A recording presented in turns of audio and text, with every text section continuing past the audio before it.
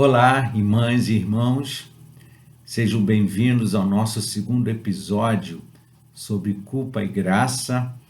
Na semana passada nós iniciamos a nossa conversa, né? Nós falamos sobre culpa, definimos o que seja culpa, sentimento de culpa,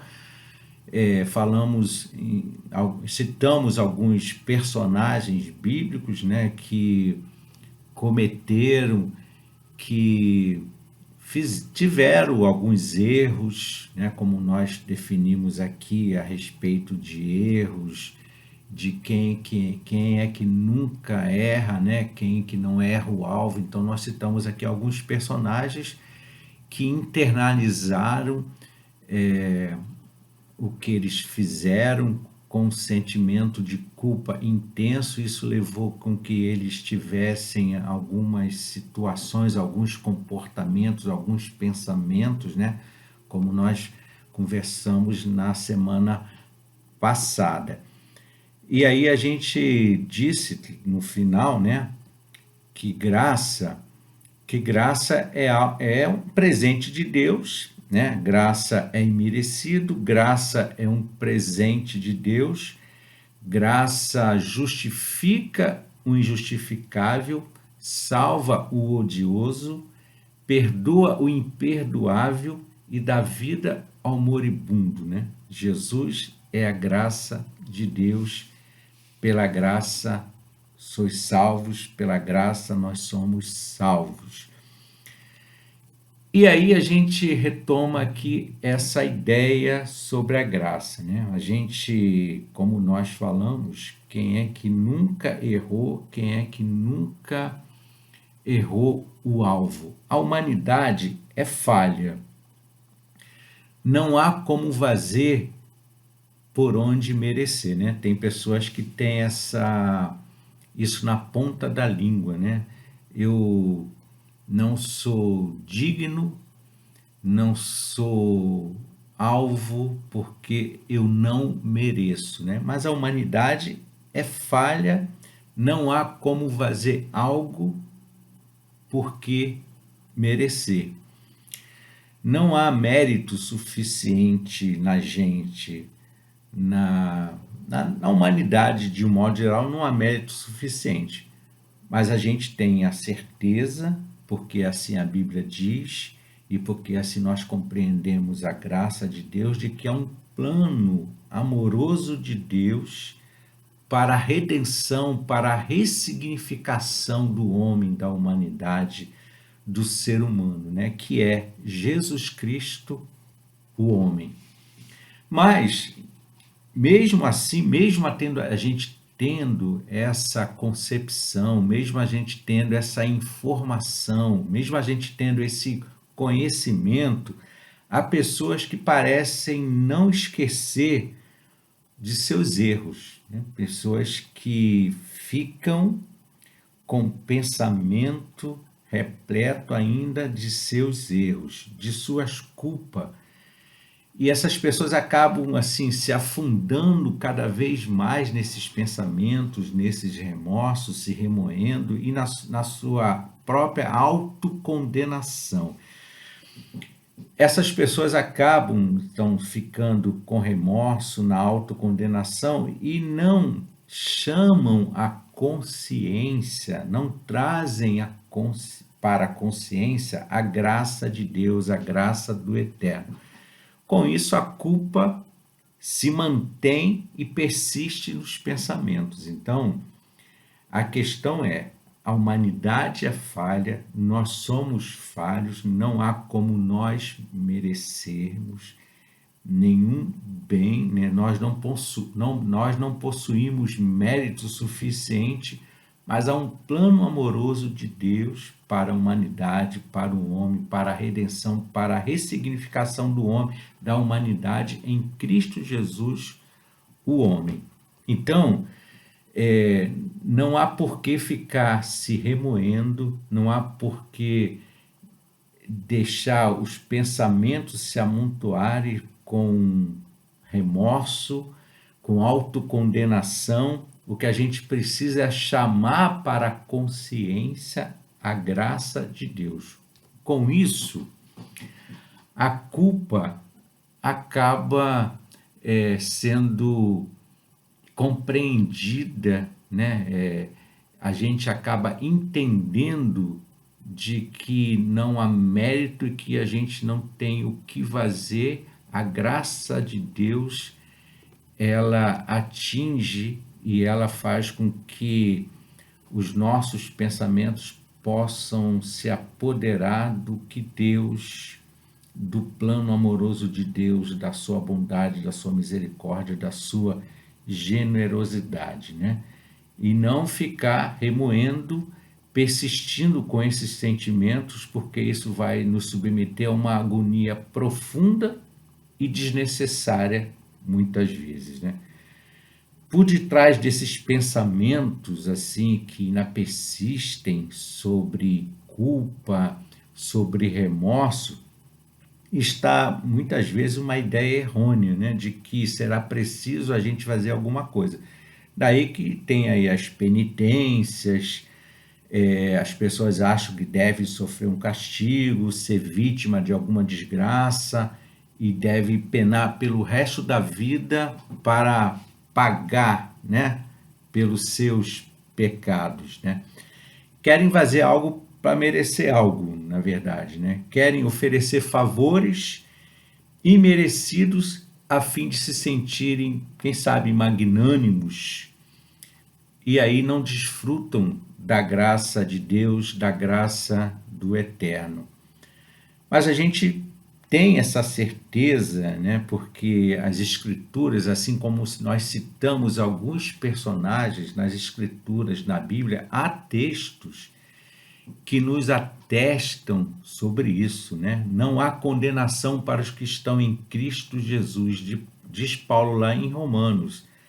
Saber que nossos pecados não serão respondidos com condenação, mas com a ajuda do Espírito Santo, nos dá a coragem de enfrentar os mares do nosso coração e do nosso pensamento, né?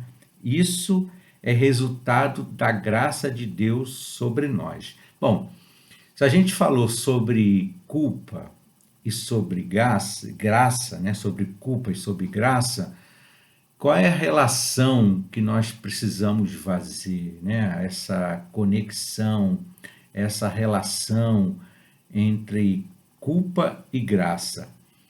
Existe um livro chamado Culpa e Graça, de um médico suíço chamado Paul Tournier. Nesse livro, Culpa e Graça, o Paul Tournier ele aborda as várias dimensões da culpa, do ensino bíblico e o eficiente caminho para a cura, né? Então, esse livro é um livro que eu indico.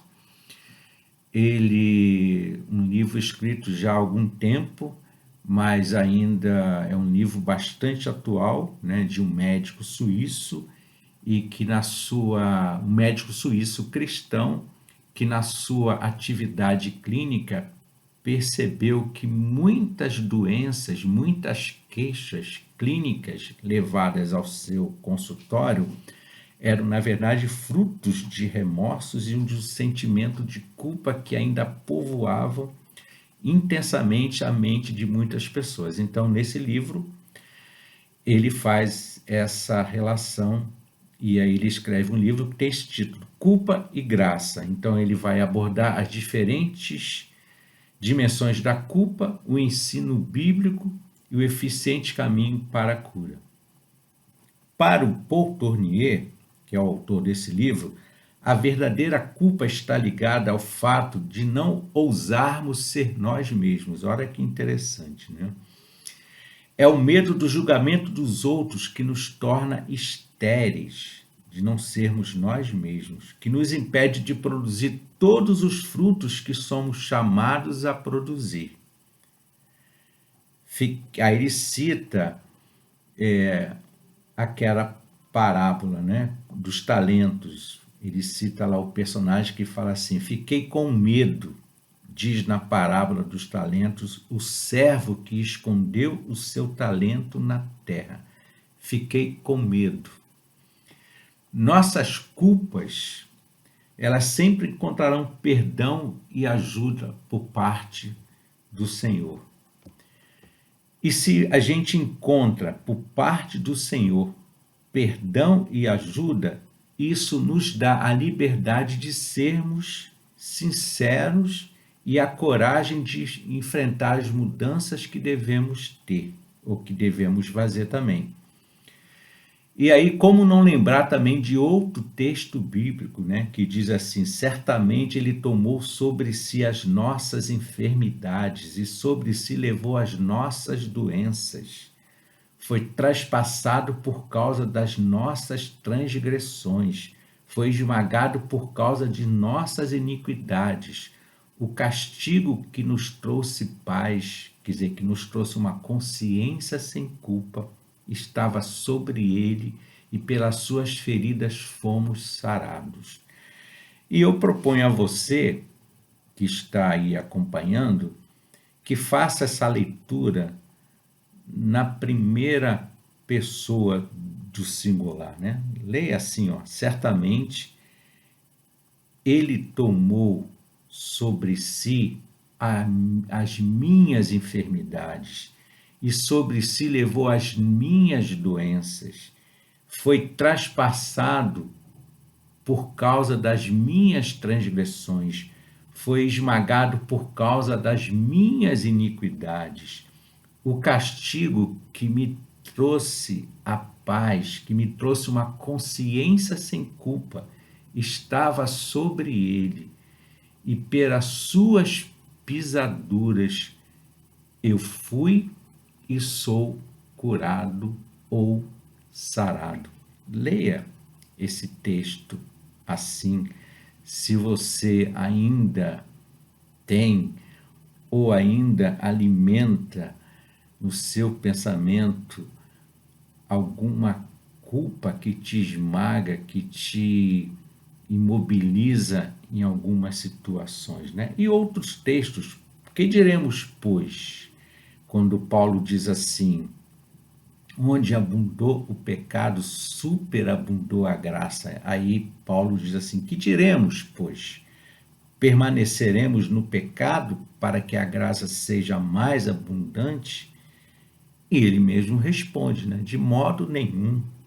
Nós que estamos mortos para o pecado, como viveremos ainda nele? Pecaremos porque não estamos debaixo da lei, Paulo diz. Mas pecaremos porque não estamos debaixo da lei, mas debaixo da graça? De modo nenhum.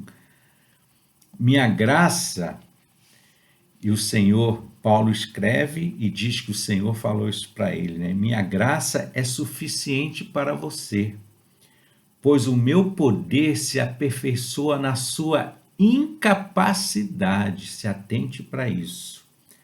A minha graça é o meu revestimento de poder e ela é aperfeiçoada nas situações que estão além da sua capacidade. É isso que o Senhor quis dizer para Paulo quando falou: minha graça é suficiente para você, pois o meu poder se aperfeiçoa na sua incapacidade, né? A minha graça é o meu revestimento de poder. Ela é aperfeiçoada nas situações que estão além da sua capacidade. A graça não é barata. O importante é reconhecer, admitir a culpa. Quando a gente reconhece, admite a culpa, nós somos salvos, nós somos alvo da graça divina e do perdão de Deus, né? É necessário reconhecer, admitir a culpa. E aí nós somos alvo da graça divina e do perdão de Deus. Nós citamos Davi lá no primeiro episódio. E eu cito Davi aqui nesse segundo episódio usando o mesmo texto, o mesmo Salmo 32. Davi reconheceu, admitiu seu erro e sua culpa. Olha o que ele diz. Então reconheci diante de ti o meu pecado e não encobri as minhas culpas. Eu disse: confessarei as minhas transgressões ao Senhor e tu perdoaste a culpa do meu pecado. Como é feliz, continua Davi, aquele que tem suas transgressões perdoadas e seus pecados apagados. Como é feliz aquele a quem o Senhor não atribui culpa e em quem não há hipocrisia. E citando o outro texto lá em Provérbio, o sábio diz o seguinte: o que encobre as suas transgressões jamais prosperará, mas o que as confessa e deixa alcançará misericórdia. Portanto, irmãos e irmãs, reconhecer, admitir a culpa é ser alvo da graça divina e do perdão de Jesus. A graça, ela reforça a responsabilidade humana, ela não retira a responsabilidade, muito pelo contrário, a graça de Deus reforça a nossa responsabilidade. A graça de Deus não elimina a nossa responsabilidade, mas a gente precisa entender, se alguém desviar-se, será trazido de volta. Lembra da história do pai amoroso que deixa o seu filho ir, seu filho sai de casa com todos os recursos, volta de mãos, ele sai de mãos cheias e volta de mãos vazias. E ele é recebido de novo, ele é trazido pelo próprio amor do pai e ele é recebido de braços abertos e com festa. Nada poderá separar-nos do amor de Deus que está em Cristo Jesus, ainda que temporariamente nossa perversidade possa fazer tal coisa. Deus tem suas maneiras graciosas e convincentes de nos trazer de volta, como fez com aquele filho mais novo e como fez comigo, com você e continua fazendo com todas as pessoas. A graça é o maior presente que poderíamos receber do Criador. Definitivamente nada se compara à graça do Eterno. Portanto, o que nós precisamos fazer é desfrutar da graça e decidir viver dias leves e mais tranquilos, amparados pelo favor ou pela graça de Deus. Irmãos e irmãs, né? Desfrutar da graça é ser agradecido, é viver grato pela vida, é deixar-se ir e encontrar formas mais saudáveis e menos neurotizantes de lidar com os erros. É deixar de ser conduzido, é deixar ser conduzido pelo Espírito Santo, porque é Ele quem nos convence do pecado, da justiça e do juízo. Desfrutar da graça é deixar ser atraído pelo amor de Deus e descansar nos seus braços. Que assim seja e que essa nossa conversa sobre culpa e graça traga paz, alívio e a certeza de que a bondade e a misericórdia do Senhor certamente nos acompanharão todos os dias da nossa existência. Que Deus te abençoe, fique na paz, até um próximo episódio, até uma próxima vez. Tchau, tchau. Fiquem todos bem, fiquem todos com o Eterno.